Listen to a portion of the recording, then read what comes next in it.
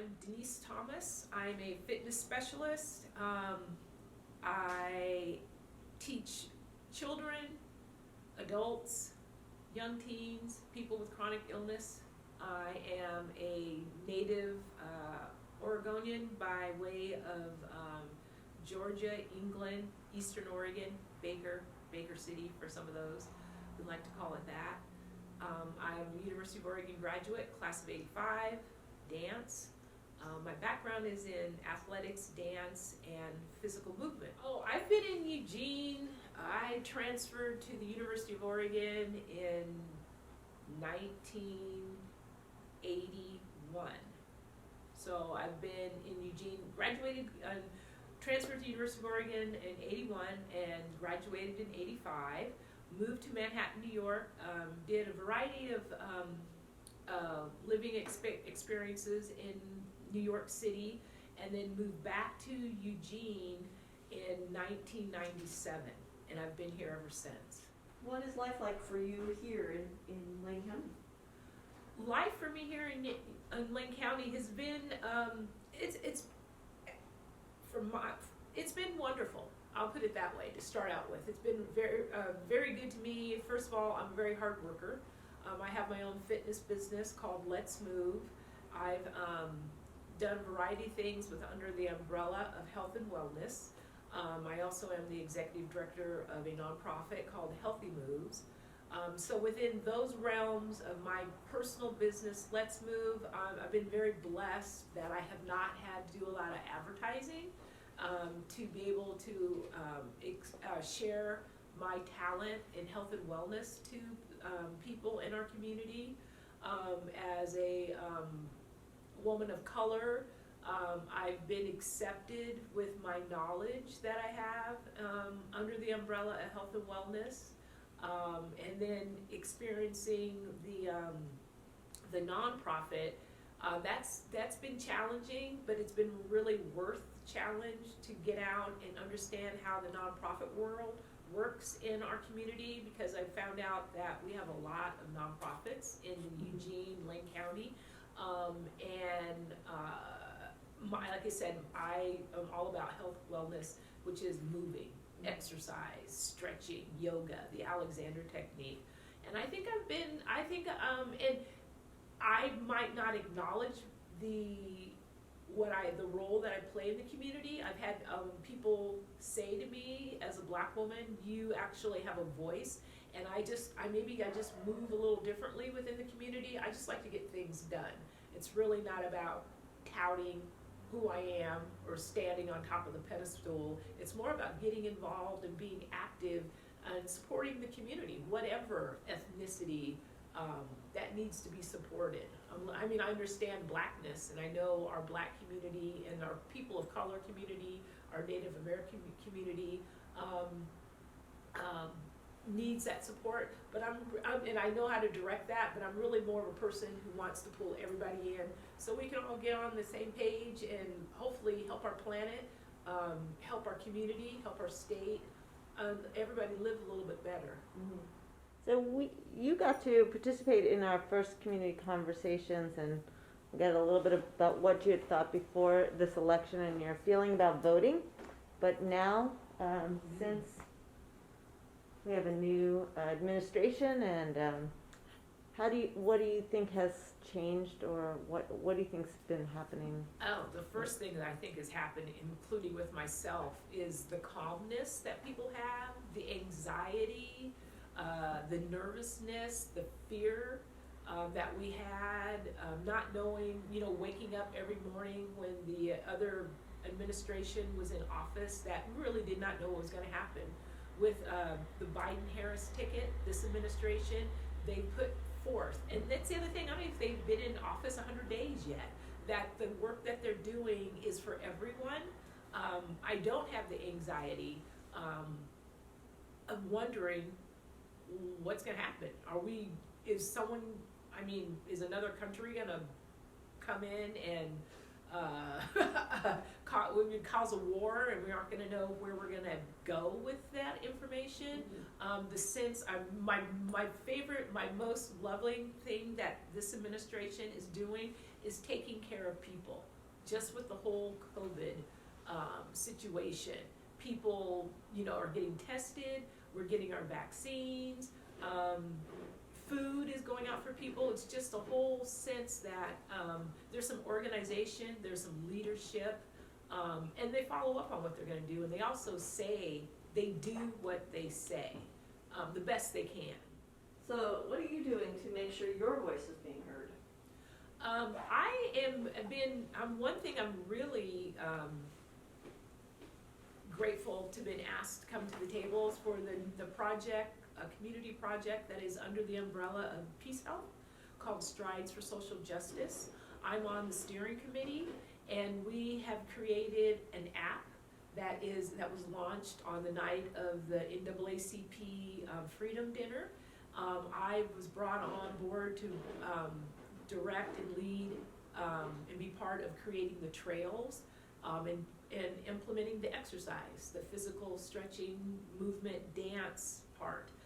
And also, for being part of that steering committee, have gotten educated on some of the Black history that I did not know that was surfaced, and that is surfacing, and we're being able to reveal to people, to educate people about the different families, the different situations that were going on back in the 30s, the 40s, the 50s, the 60s, the 70s, and up into now. So that I'm really proud of that, being able to have a voice on that piece.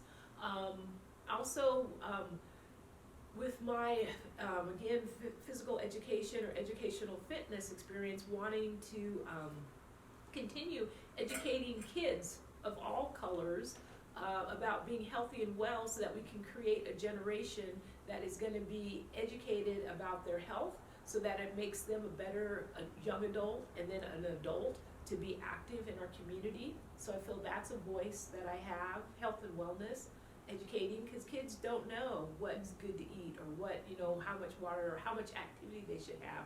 And I think that's a great start, because that gives you some self-confidence. If you feel good and you're able to be active, you're going to get out and participate in the community. The end of April will be 100 days of the Biden administration.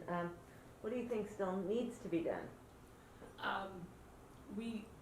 Something I've just heard them talking about recently is infrastructure, and that's a big one to me. Infrastructure, our bridges and roads and buildings need to be taken care of. The other, I hope they are continue to focus on our rail system, trains, the Amtrak, moving that to a level that we can get from LA up to Vancouver. We can get from Atlanta to Florida, or up from Florida to New York. That's something I hope they continue. The other thing I hope they continue to do with this package that they just passed, that the ending poverty for children, for families that are going to be receiving funds that's going to help them, their families, which will help decrease the level of poverty that's in our country.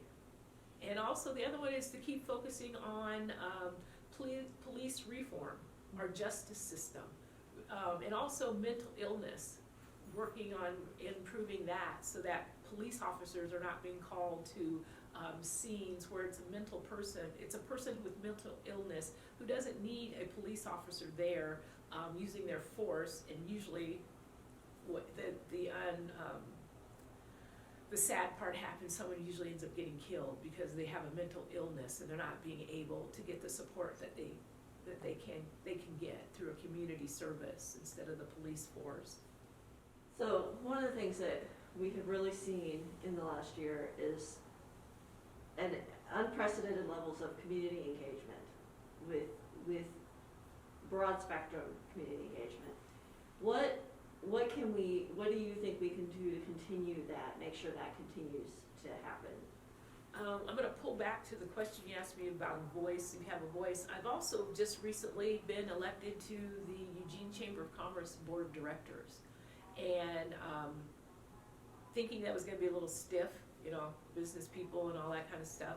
I was quite surprised at how more open-minded and caring people the business community is.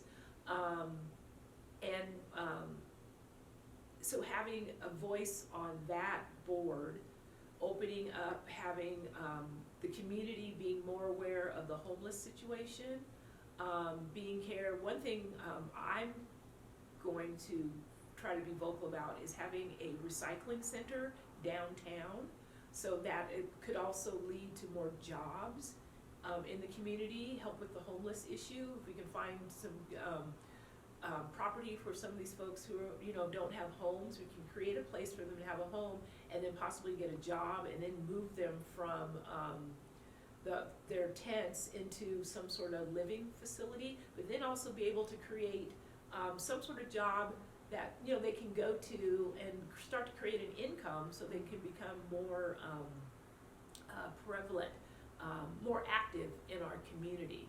I think I answered your question. I got off on a little bit. So sorry. Well, I was talking about civic engagement. How can we so getting more people off the streets and into homes, and encouraging those people to pass that on is important, to pass that civic engagement on. Yeah, well, I think also this question is like how can we get more community involvement? Do you have any ideas about how to get more of the community involved to look at the issues that need to be addressed? That's what, and that's why I kind of went back to the chambers part, because the executive director is, I'm on the kindness steering committee. So I'm on these committees. That's exactly what we're trying to do. We're trying to push out into give other people in our community the information about what is going on. And I think we can do, unfortunately with our COVID situation, you can't do large formal things. Everything's got to be on Zoom. Mm-hmm. So I think the more that different organizations can come together and create a platform to present to the community or present to our city council, to our mayor, to the police department, city planners. I think we're just going to have to work to get the information, to come together to deliver information to those organizations that really are on the forefront of helping people who need help. Mm-hmm. I can't think of any offhand way. I guess we just have to keep working.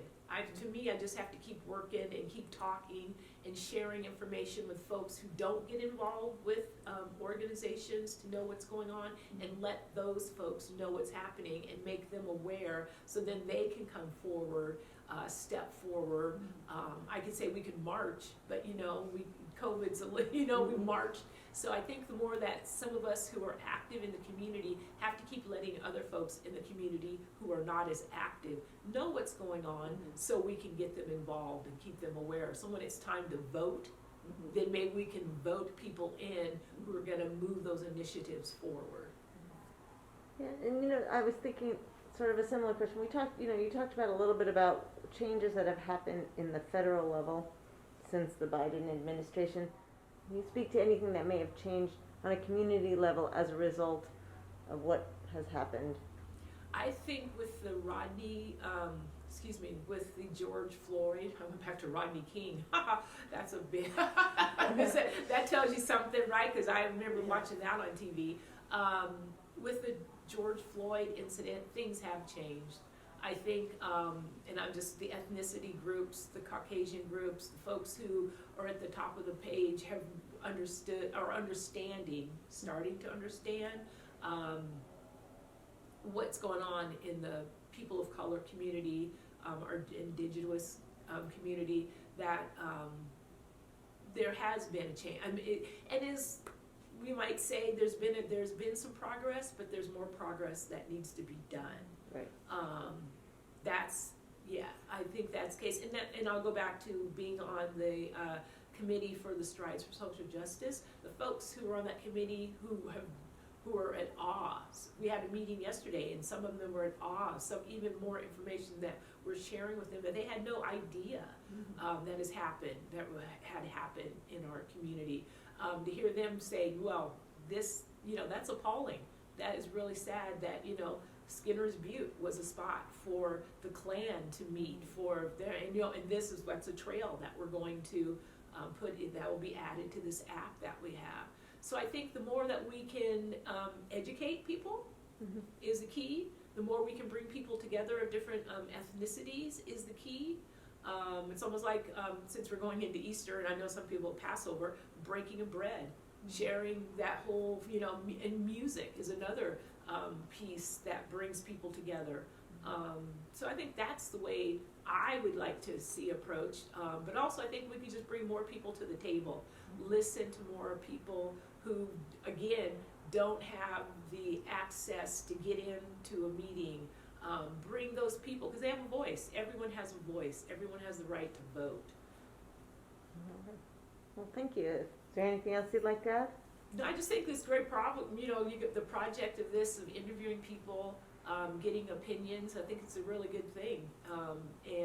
Because I've watched the other interviews that you post, and I just think it's a good thing. And again, it's right what you're doing. It's what the questions you're asking is what you're doing. You're delivering a platform for us to speak so the community can hear our ideas and hopefully learn something, not just about myself, but about what I've done and what I want to do for the community. Well, thank you for coming again. Yeah, thank you for having me.